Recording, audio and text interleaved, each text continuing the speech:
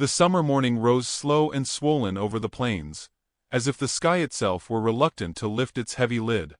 A humid stillness clung to the earth, a thick breath caught between heat and the promise of some distant storm. The light came in pale gold bands, slipping through the dust like tired ribbons, touching the worn fences and sagging porches with the gentleness of an old memory. In that hush before the day fully woke, the world felt tender, as if a single sound might bruise it.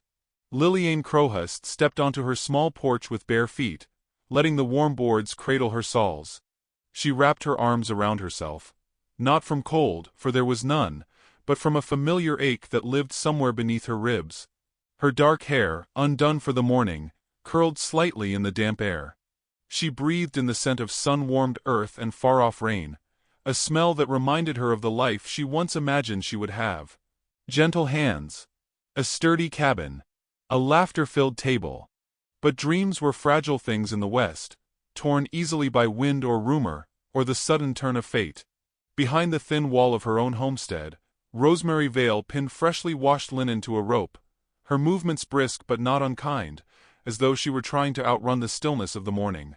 The cloth fluttered weakly in the slow breeze, flashing glimpses of her face in and out of shadow. She was only a year older than Liliane, yet carried a different sort of weight, less sorrow and more iron, like someone who had learned not to cry because tears only fed the dust. Her husband's fever had come hard fast, and left her with a grave marked by a crooked wooden cross and townsfolk who whispered things she refused to hear. The two widows lived side by side at the edge of Silverbend, far from the laughter of saloons and the clink of lantern light.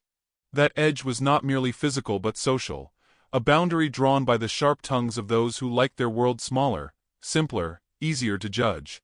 Each morning, Liliane and Rosemary navigated their quiet routines with a silent understanding. The world inside their homesteads was theirs, the world beyond their fence lines belonged to gaze and gossip. As the sun climbed a little higher, the heat thickened, and cicadas began their shrill chant. Rosemary paused mid-pin when she saw a figure on horseback riding toward them along the dusty trail. She exhaled sharply, not fearfully but with the resigned stiffness of someone bracing for the inevitable. Deputy Morgan Hart approached at a slow canter, hat low, mouth tight. He was a man who never missed the chance to ensure the widows felt the weight of the town's judgment. As he neared, Liliane stepped back toward her doorway, instinctively seeking the fragile safety of shadows. Rosemary straightened her posture, refusing to shrink. "Morning," Morgan drawled, though his tone carried no courtesy. His eyes slid over the linen, then over Rosemary's face, lingering too long in a way that made the air feel stale. "Dry season's coming rough. Best not leave things out to bleach in the sun too long." Rosemary said nothing. She did not reward his veiled remarks with breath. Morgan shifted in his saddle, pretending to adjust his reins, though his real aim was to stretch the moment.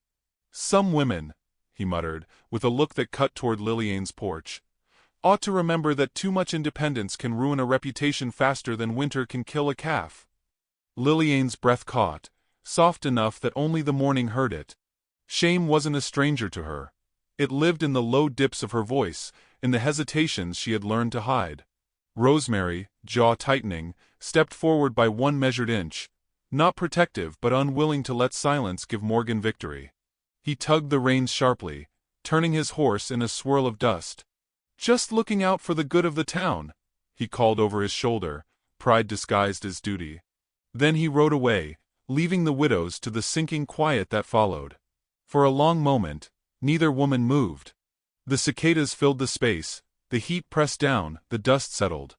Then Rosemary returned to the linens with a breath that trembled only slightly, and Liliane slipped fully back into her cabin, her heart thudding with the dull ache of humiliation that had nowhere to go except deeper inside her chest. The day stretched on, heavy and slow. Chores filled the hours, though each task seemed to carry a faint sense of expectancy, as if something unseen shifted in the landscape.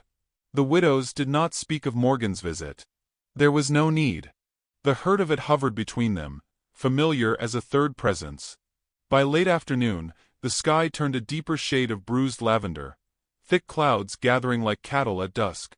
The horizon shimmered with heat, yet a strange coolness threaded the wind, unsettling, unnatural, like the land drawing a deeper breath. Liliane paused at the well, a bucket rope wrapped around her hand, sensing the shift in the air. The plains held many moods, but this one felt watchful. As she lifted the bucket, she noticed something in the dirt, a print pressed into the earth near the edge of her fence. It was larger than any boot, wider than any moccasin she knew. The sight made her pulse quicken, not with fear exactly, but something more complex. Something ancient, perhaps. Something that whispered of the old stories Rosemary often claimed she did not believe. She called softly for Rosemary, who appeared moments later, wiping flour from her hands. Rosemary crouched beside the print, eyes sharpening. "Not a horse," she murmured. "Not a settler. That's for certain." Liliane felt her voice thin. "Then who?" But Rosemary's head snapped up before she could finish, gaze fixed on the ridge beyond their homesteads. Her breath stilled. The wind quieted. Even the cicadas paused their endless cry. A lone figure stood at the crest of the hill, framed by bruised sky and thickening clouds. He did not move, did not shift, did not seem in any hurry to reveal himself or explain his presence. He stood tall as a shadow cast by mountains, and the faint gleam of bronze skin caught in the dying light. The width of his shoulders, the bare expanse of his chest, the stillness of his stance. All of it carried the unmistakable aura of someone who feared nothing the plains could summon. Thunder rolled distantly, though no lightning followed. Liliane felt her breath leave her in one slow exhale. Rosemary stood at her side, posture rigid, only her eyes betraying the flicker of unease. The figure descended the hill with deliberate, unhurried steps, each one sending a small shiver through the earth. As he approached, the details sharpened. The long dark hair, the markings on his skin, the powerful build that looked carved from the very cliffs of the territory. An Apache. A warrior. A giant of a man. He stopped only a few paces from the women, his expression unreadable, his presence heavy but not threatening. The wind shifted again, carrying the distant scent of rain and something older, something wild. When he finally spoke, his voice was deep and steady, like river water after flood. "Pack your things," he said. "You come with me." And in that single, echoing moment, the fragile boundary of their small, judged world shattered, leaving the storm-swept silence trembling in its wake. The command hung in the air long after the giant Apache's voice had fallen silent, settling over the widows like a veil they could not lift. Liliane felt the world tilt, not violently, but with the slow inevitability of a river changing course. Rosemary stood rooted beside her, shoulders squared but eyes flickering with a fear she had long pretended she did not feel. The man before them remained unervingly still, his breath even, his posture neither threatening nor pleading. He simply waited, as though the plains themselves had whispered this moment into being, and he was only honoring its arrival. Liliane's heart thudded a confused rhythm as she retreated a step, her hands trembling against her skirts. She did not understand why this man had come, or why his presence felt like both danger and deliverance. Rosemary's jaw tightened, and she moved slightly ahead, not in defiance but in reluctant instinct, the quiet loyalty that had drawn the two women together in their shared exile. They exchanged a glance, the kind that held 1,000 unspoken fears, and in that fragile thread of connection lay the courage they needed to breathe. The warrior's gaze did not waver. His dark eyes carried the gravity of storms, the calm of mountains. He repeated nothing. He did not need to. The wind filled the space instead, brushing their hair across their faces, tugging at their clothes as if urging them toward a path neither had chosen yet could not escape.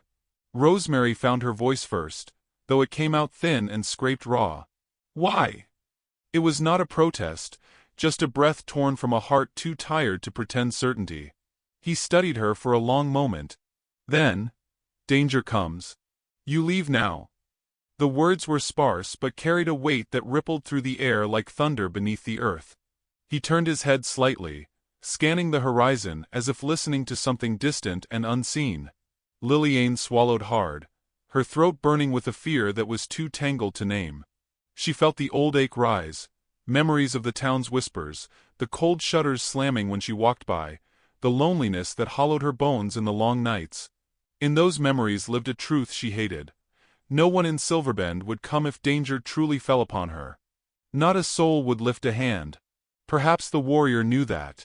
Perhaps that was why he stood there now, carved from resolve and some unknown intention. Rosemary placed a hand lightly on Lillian's arm, grounding her. "We don't have a choice," she murmured, voice steady but laced with reluctant acceptance. "He wouldn't stand here unarmed if he meant us harm." The truth of that sank in slowly. The Apache carried no visible weapon, not even a knife. His body alone served as shield and sentinel. Something in that quiet, powerful stillness softened the hard edge of fear inside Lillian's chest.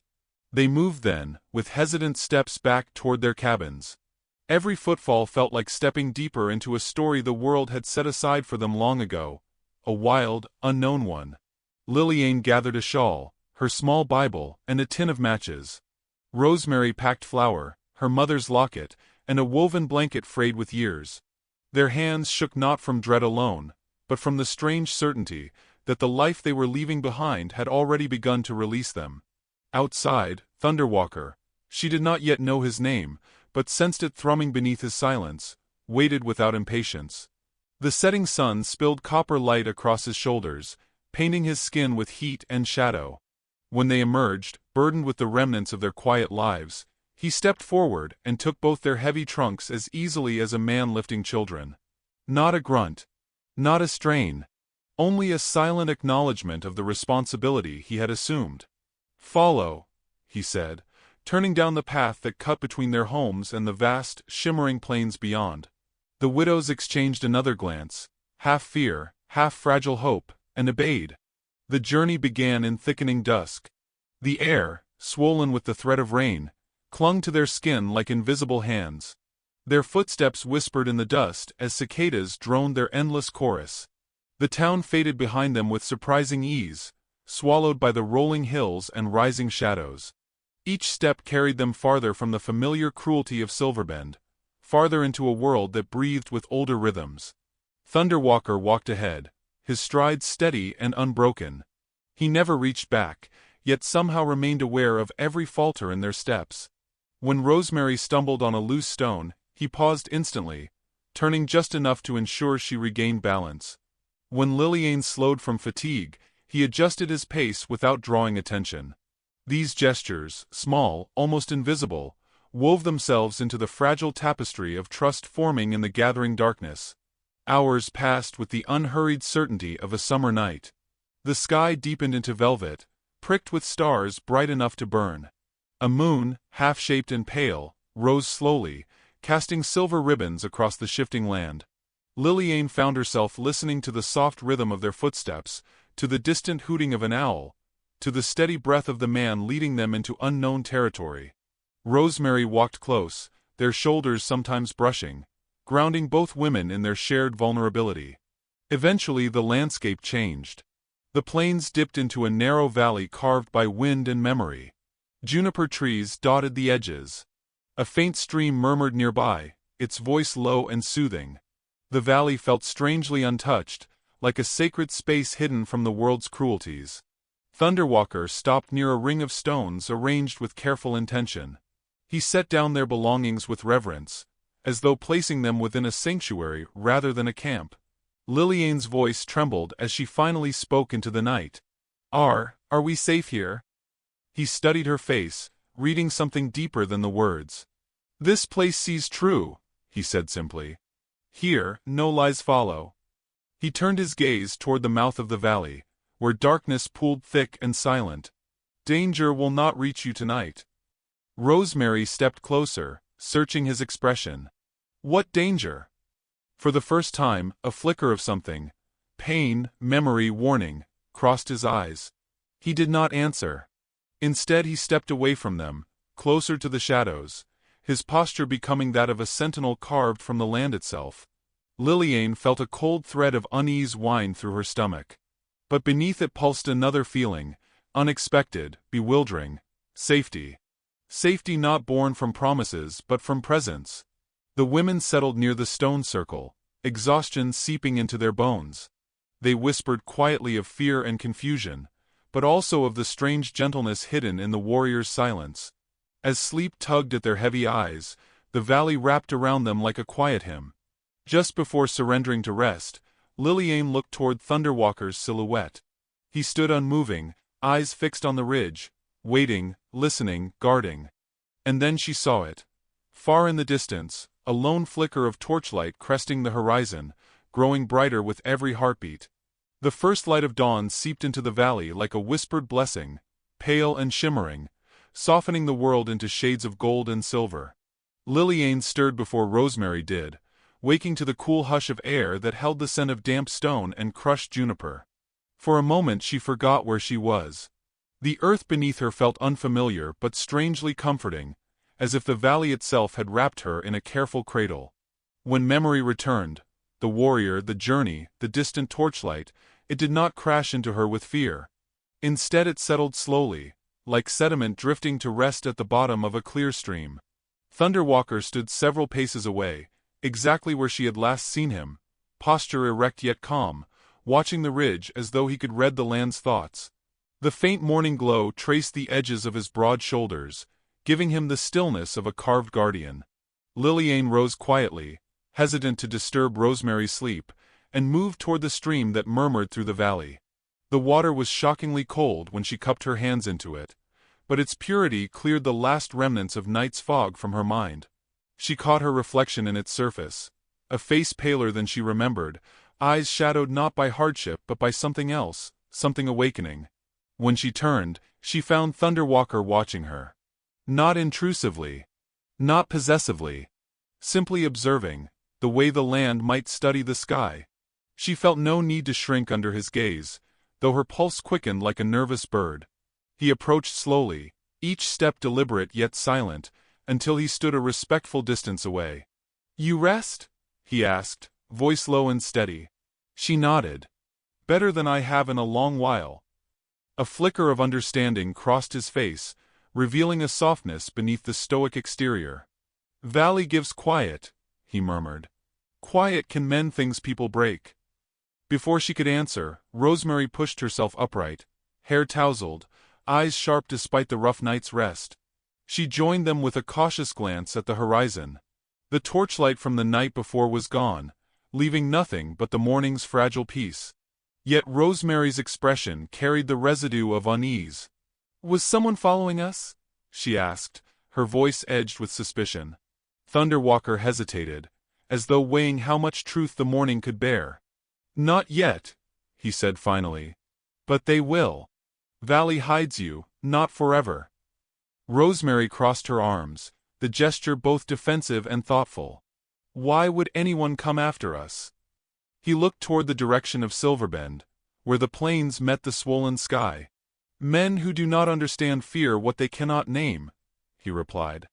"They fear women who walk alone. They fear truths they cannot bend." His voice thickened with something that felt like old hurt. "Your leaving shames them." Rosemary scoffed, though it lacked her usual fire. "Let them feel shame for once." Liliane watched the exchange, drawn to the invisible lines of grief and strength braided through the warrior's words. There was a story buried in his tone, ancient and raw, but she sensed it was not yet time for him to speak it. Breakfast was simple: dried berries, acorn cakes wrapped in leaves, and cool water from the stream. Thunderwalker shared the food without ceremony, as though this small ritual mattered less for nourishment and more for grounding the three of them into a fragile circle of trust. The women ate quietly, their bodies slowly loosening into the rhythm of the valley. As the sun climbed higher, the land warmed, revealing its hidden beauty. Juniper shadows swayed like dark birds. Pale green succulents tucked themselves between stones. A soft wind whispered through tall grasses, carrying faint scents of sage and wild mint. It was a world far removed from Silverbend's judgment, from its harsh laughter and colder silences. Thunderwalker guided them toward a series of flat stones arranged in an ancient pattern. "Here," he said. "You stay until I return. Do not step outside the valley's breath." Rosemary stiffened. "You're leaving us?" He shook his head. "Not far." His gaze shifted toward the ridge. "I listen. I look. I make sure danger stays behind us." Liliane felt an unexpected tug of concern. Will you be safe? He seemed surprised by the question. Wind knows my steps, he said simply. I am safe in places where others are blind. He left them in the care of the valley's hush, disappearing between the junipers with the silent grace of a shadow, stepping into deeper shade. For a while, the widows sat side by side, listening to the soft river song of the stream and the distant calls of birds. Rosemary's restlessness softened into a contemplative quiet. Liliane ran her fingers along the smooth stones, tracing their ancient etchings. She felt each passing second as though the valley were marking her, carving away the layers of shame she had carried too long. Eventually Rosemary spoke. Do you trust him? Liliane didn't answer immediately. Trust was a fragile word, easily broken. But what she felt wasn't blind trust. It was something gentler, something that grew slowly like a sapling pushing through winter-hardened soil. I think, she began, forcing honesty through her uncertainty. I think he sees us differently than the town did, as if we're not ghosts. Rosemary breathed out slowly. I hadn't realized how much I needed that. The valley held them through the afternoon, teaching them its quiet rhythms. Liliane learned the way the water curved around stones, how the sun warmed certain patches of earth, how the wind carried voices of things unseen. Rosemary learned the feel of bark beneath her palms, the breath of the valley shifting with every cloud that drifted above. When Thunderwalker finally returned, dusk had begun to gather, and the air hummed with that odd stillness that precedes revelation. His steps were slower than before, heavier with something he carried within him. You are safe for now, he said, though the words seemed to cost him. But men from town ride closer each hour. Rosemary rose to her feet, eyes blazing with a mix of fear and defiance. How many? Enough, he answered. Enough to take what they believe was theirs to judge. Liliane felt a cold tremor beneath her ribs. She stepped forward, drawn by instinct. What do we do? Thunderwalker looked at her for a long, deep moment. In his eyes flickered not just concern, but something else, something that had been waiting to surface. He drew in a breath, as if preparing to reveal a truth the valley itself already knew. There is something I must tell you, he said, voice low, steady and edged with fate. Something that binds us to this danger. You were not taken by chance, Liliane. Not by chance at all. Thunderwalker's words settled over the valley like a shifting shadow, soft at first, then growing heavier with every passing heartbeat. Liliane felt the ground tilt beneath her, not because she feared him, but because truth, real truth, always carried a weight that changed the shape of a person's life. Rosemary stood tense beside her, hands balled at her sides, as though bracing for another blow from a world that had never let her stand unscathed for long. Thunderwalker's gaze drifted toward the distant ridge, where the sun dipped low, turning the sky into a trembling wash of crimson and fading amber. Your husbands, he said quietly, did not die the way you were told. The words were not meant to harm, yet they pierced the stillness like an arrow. Rosemary inhaled sharply, fury and grief rising so fast it nearly stole her balance. Liliane's eyes glistened, the soft lines of her face tightening, bracing. He continued, each sentence careful, as though he feared breaking something fragile between them. They were taken by men who hunted this valley, men who called themselves peacekeepers. The same men who now come for you. Not because you wronged them. His voice deepened, carrying old, unspent sorrow. But because you survived something they meant to hide. Silence spread across the valley, like the cooling shadow of night. Liliane's breath trembled. Rosemary stepped back, her body rigid. She whispered, Morgan. The name tasted like rust in her mouth. He always looked at us like we carried a crime we didn't know about. Thunderwalker nodded once. He led them that night. They stole weapons from my people and blamed it on settlers. Your husbands saw too much. His jaw clenched, a flicker of pain crossing his features. I followed them. Tried to stop them. But I reached too late. A whisper of wind swept through the valley, brushing its cool fingers across their skin. Liliane's voice broke softly. And now he's coming again. Yes, the warrior said. Because two widows living quietly, two women who feared no man, unsettled men who build their power on lies.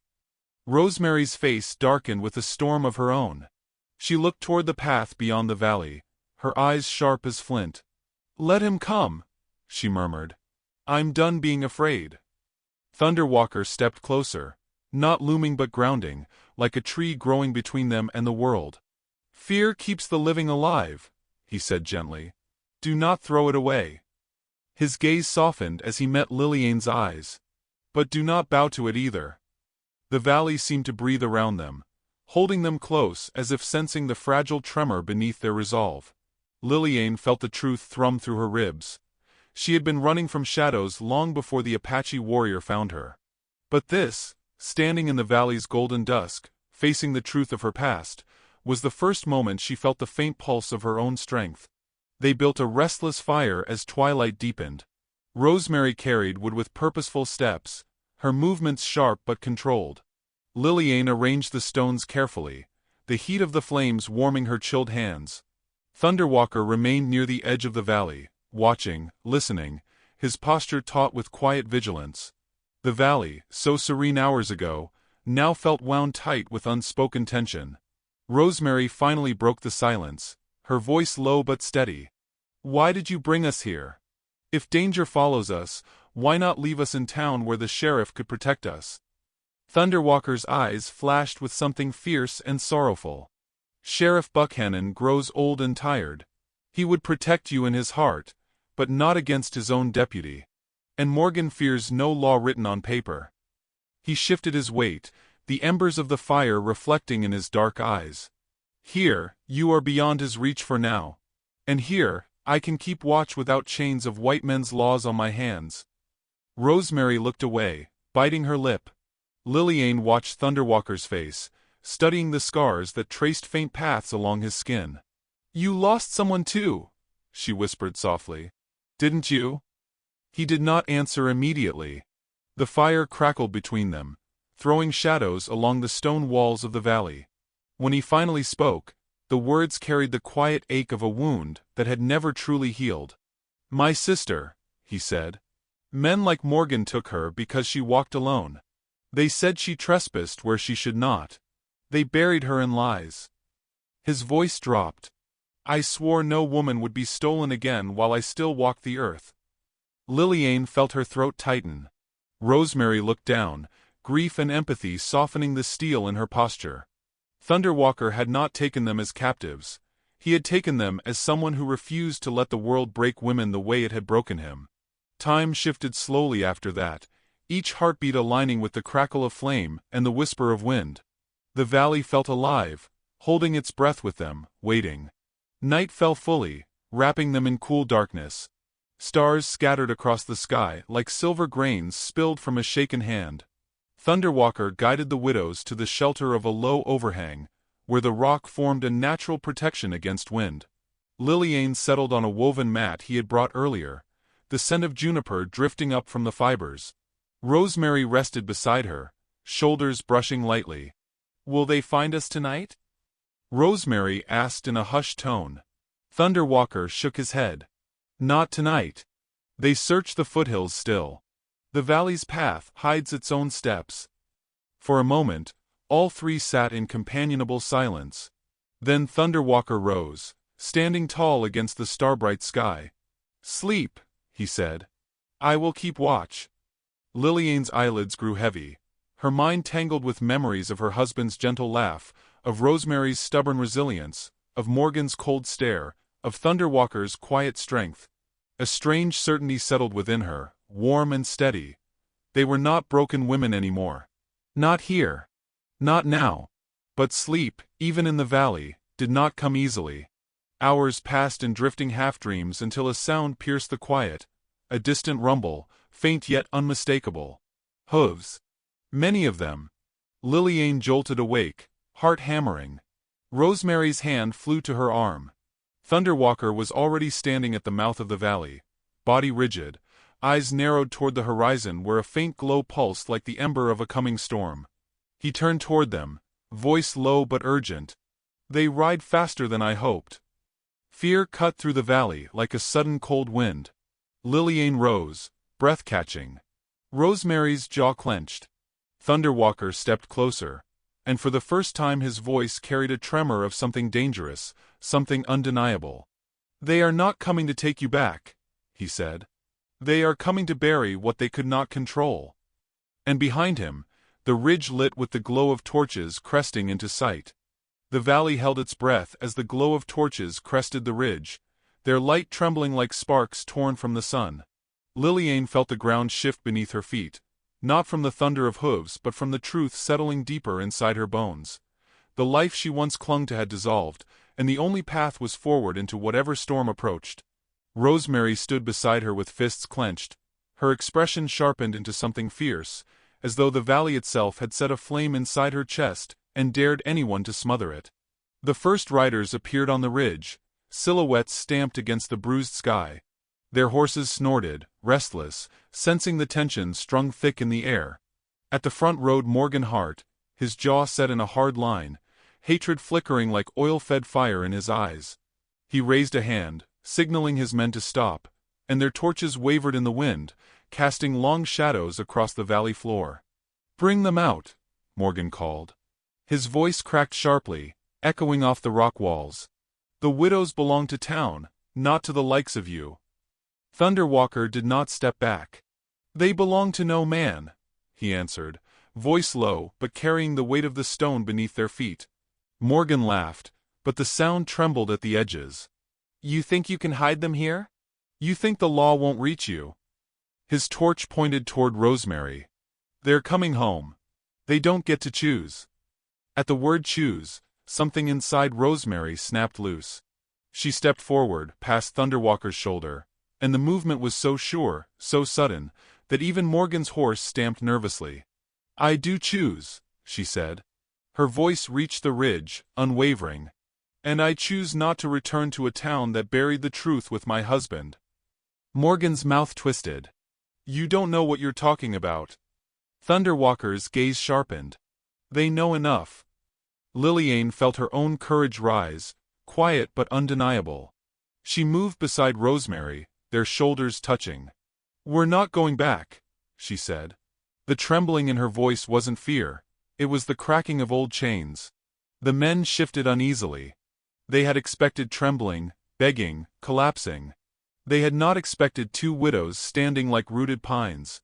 Morgan's fury boiled over. "Enough." He jerked his reins and kicked his horse into a slow descent. "If you won't come willingly, you'll come all the same." Thunderwalker stepped forward, blocking his path. "You will not cross this valley." Morgan sneered. "Who's going to stop me? You?" The warrior didn't move, didn't reach for a weapon. He simply stood, a wall of living stone. "The valley chooses its own," he said. "And it has chosen them." The wind shifted, carrying the whisper of water and the scent of juniper. Something ancient stirred through the grasses, brushing the air with an unseen hand. The horses whinnied and shied, hooves skittering on loose rock. Morgan cursed, struggling to steady his mount, but the animal's fear deepened, rolling through the herd until the ridge trembled with restless movement. Liliane felt the valley pulse beneath her feet, a slow, deep heartbeat rising from the earth. Rosemary's breath hitched as the wind curled around them, warm and protective. Morgan forced his horse forward another step. "Move!" he snapped at Thunderwalker. The warrior lifted his chin. "You harmed their husbands to hide your theft. You lied to the town. You tried to bury the truth beneath grief you caused." His voice sharpened into something cutting. "You will not harm them again." Morgan raised his rifle. Before anyone else could move, the valley answered. A crack of thunder, real thunder, shook the air, though the sky was clear. The horses screamed and reared, torches dropping into the dry brush. Flame licked upward, sudden and wild. Men scrambled, shouting, slipping on loose shale as the fire spread in a swift ring around them. Panic rippled through the ridge like a snapped rope. Morgan's horse bucked violently, throwing him backward down a short incline. His rifle clattered against the rock, sliding out of reach. He stumbled to his feet, eyes wild, breath ragged. Thunderwalker remained still, unshaken. "The land knows your sins." Morgan's fear turned desperate. "This isn't over." "It is," Rosemary said, her voice striking firm as steel. "We won't be hunted anymore." The flames roared, hemming the riders in, forcing them to retreat. One by one they scrambled back toward the ridge, beaten not by violence but by the valley's awakening. Morgan cast one last furious look at the widows, before mounting a trembling horse.